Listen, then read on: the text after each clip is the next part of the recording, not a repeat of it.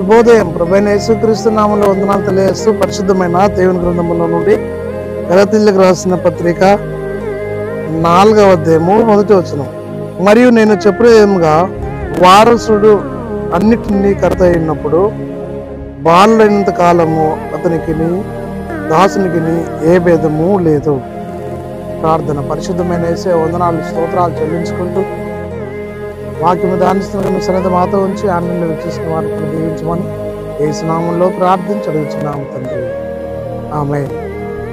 అపోస్తలుడైన పౌలు గలతీయులకు రాసిన పత్రిక 4వ వచనములో నేను చెప్పినది ఏమనగా వారసుడు అన్నిటికీ కర్త అయినను బాలుడైనంత కాలము అతనికి దాసునికి ఏ భేదము లేదు. దేవుడు మనల్ని దాసత్వం అనే కాడి నుండి విడిపించి తన కుమారులుగా తన వారసులుగా తాను చేసుకోవాలని ఇష్టపడ్డాడు. కాబట్టి ఆ క్రీస్తు యొక్క రక్తం వల్ల కడియబడిన వారు దేవునికి దాసులను వారసులనై ఉన్నారు.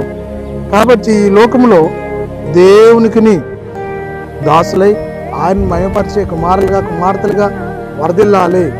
బాలుడినంత కాలము వారసునికి దాసునికి భేదము లేదు.